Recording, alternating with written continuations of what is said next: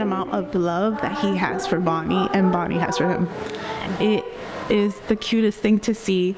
And in my mind, very avidly, I remember one of our graduation ceremonies, and it was slightly drizzling, and Bob Havery had this umbrella and was just protecting Bonnie from the rain while he was getting drizzled on. And just the love that, like, when they looked at each other, she was so thankful. It's just that look that they have and that bond of taking care of each other that it comes off not only with each other, but also with everyone they work with the students Bonnie teaches, the students Bob had in Glee. It's just caring and love. It's beautiful. I love Bob. I always felt he was just always so grounded and so fair.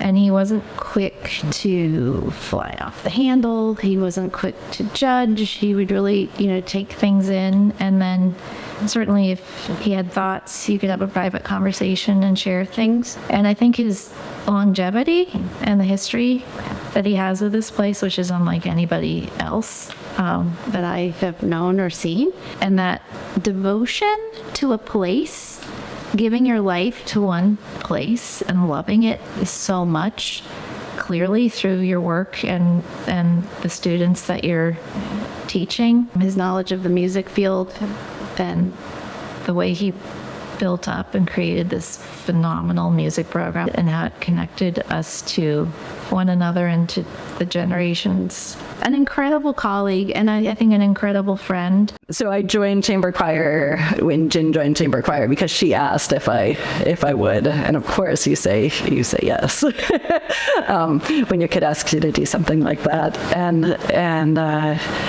And in her senior year, we actually got to do a little Dunbar duet is what the rest of the Glee Club called it, or the rest of the chamber choir called it, which was really nice, and I appreciated him giving us the chance to do that together.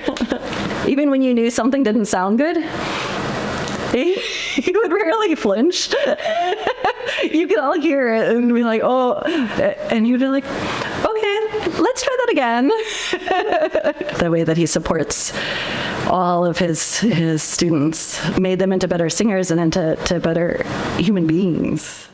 The tours, I mean, that's where you really got to know the students, and there were so many really memorable concerts that we had. I mean, early on we sang in Canterbury Cathedral. We sang in Westminster Abbey one time. The Lady Chapel at Ely Cathedral in Ely, England.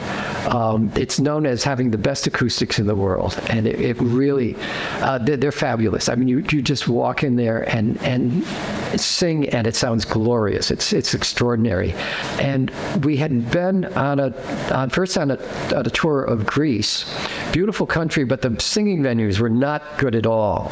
And we got to England, and it was near the end of the trip, and everyone was tired, and they started to sing, to warm up and to sing. And as soon as they did that, you could see their eyes opening up and these bright expressions coming on their face, because they realized they were in an extraordinary place. It was glorious. The sound was incredible in there. Another one, we sang a concert in the Habsburg Chapel in Prague. Was one of those occasions where we had a long day, we were touring, it was rainy and cold, and everyone was tired going into it.